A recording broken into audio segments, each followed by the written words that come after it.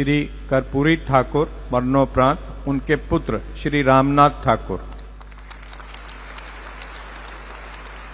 बिहार के पूर्व मुख्यमंत्री और जननायक, शिक्षा के जगत में क्रांति करने वाले कर्पूरी ठाकुर को आज भारत रत्न से सम्मानित किया गया। उनके बेटे ने इस सम्मान को हासिल किया। आइए उन्हीं से बात करते हैं। रामनाथ ठाकुर जी हमारे साथ। सर, क्या कहेंगे आज जिस तरीके से भारत रत्न से सम्मानित किया गया, वो भी उनके शताब्दी वर्ष को देकर जन्म के, क्या कहेंगे?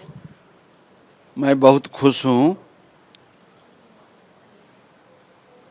वर्षों से लंबित मांगें पूरी हुई। मैं अपनी तरफ से, अपने परिवार की तरफ से, बिहार की शोषित, पीड़ित, लांछित की तरफ से, भारत की जनता की तरफ से भारत सरकार के प्रधानमंत्री श्री नरेंद्र मोदी जी को और राष्ट्रपति को बधाई देता हूँ, कृतज्ञता व्यक्त करता हूँ कि उनके जैसे लोगों के लिए ये पहला अवसर है जो सादगी, ईमानदारी, कर्मठता, संघर्षशीलता के बदौलत जो जिसके लिए वो लड़े मरे, उसको भारत सरकार ने सम्मानित करने का काम किया। मैं कृतज्ञता ज्ञापित करता हूँ। क्या कहेंगे जिस तरीके से अगर आज दादाजी को आपको पूरे तरीके से अवार्ड मिला है, क्या कहेंगे? ये हम लोगों के लिए ऐतिहासिक पल है और ये बहुत खुशी का, हम लोग गौरवान्वित हैं कि हम उनकी पोती हैं और शब्दों में बयां करना बड़ा मुश्किल है। दादा के इस पे लिखा रहता था गरीबों के मसीहा, और ये मतलब मैं दिल से बता रही हूँ कि हर चीज़, कोई चीज़ नहीं, सिंप्लिसिटी, एजुकेशन और लोगों के प्रति जो उनके प्रति सेवा की भावना थी उनकी, वो सारी मतलब सारी चीज़ें वो लोगों के अपने से ज़्यादा वो दूसरे के बारे में सोचते थे। उनकी जो काम करने की ये थी, दिन रात, चाहे वो रात में भी आते थे, उनका टाइम मैनेजमेंट बहुत ज़्यादा, चूँकि टाइम उनका उतना मैनेज नहीं होता था, लेकिन जितने देर वो आते थे रात में भी, अगर मैं देखती थी कि रात में भी आते थे तो खाना जितनी देर खाते रहते थे उतनी देर वो किसी दूसरे को कहते थे तुम बुक पढ़ो, मैं सुन रहा हूँ, उतनी देर। तो वो चीज़ जो है ना, वो बहुत मतलब उनकी हर चीज़ ही शिक्षा थी। उसको आप कहीं ये नहीं कह सकती हूँ मैं कि ये चीज़ कम है, ये चीज़ ज़्यादा है। वो हर चीज़ ही उनकी मतलब अब के तरह से बिल्कुल अलग, बिल्कुल डिफरेंट।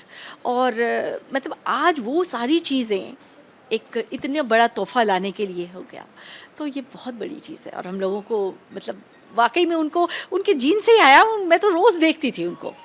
वो दौर चिट्ठियों का था, उस दौरान फ़ोन नहीं था, उस तरीके से इंटरनेट था गांव देहात तक।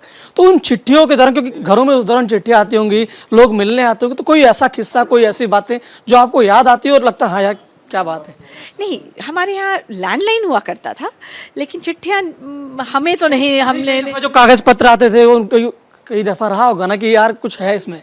हाँ, बहुत सारे पेपर्स आते थे, बहुत सारे पेपर्स आते थे, लेकिन वो ऑफिशियल आते थे।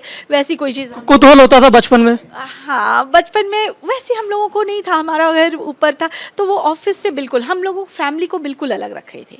उनकी फैमिली बिल्कुल अलग होती थी उनके कामों के बीच से, तो वैसा कुछ नहीं होता था। लेकिन पेपरों का खजाना भरा रहता था उनके रूम में, हर जगह।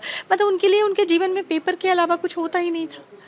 चाहे वो छोटी चीज़ें हों, चाहे वो बड़ी चीज़ें हों, किसी के छोटे छोटे पुर्जे, इतने छोटे छोटे पुर्जे, जब हम लोग रूम सफाई करते थे तो छोटे छोटे पुर्जे निकलते, किसी की कुछ डिमांड होते थे, किसी की कुछ मजबूरियाँ होती थी, तो बहुत सारी चीज़ें वो लोग चिट्ठी लिख के करते, और वो एक एक पेपर को संभाल के रखते थे। ऐसा नहीं था कि वो पेपर नहीं संभालते थे। या बहुत लोग होते हैं जो चिट्ठी लेके हटा देते हैं, ले लेते हैं और फिर उसका ध्यान नहीं देते। वो एक एक चिट्ठियों का जवाब लिखते थे।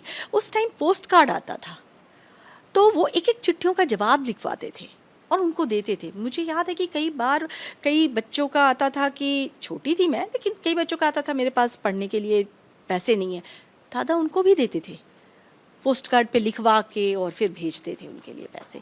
तो ये सारी चीज़ें, किसको कम कहूँ और किसको ज़्यादा, ये सारी चीज़ें ही उनकी प्रेरणादायक है। तो आज इस तरीके से भारत रत्न मिला है तो परिवार आज पूरी तरीके से गौरवान्वित महसूस कर रहा है और उनके समाज बताए हुए रास्ते पे लोग चल रहे हैं। विजय मुकेश के साथ गणेश पाठक, रिपब्लिक भारत, दिल्ली।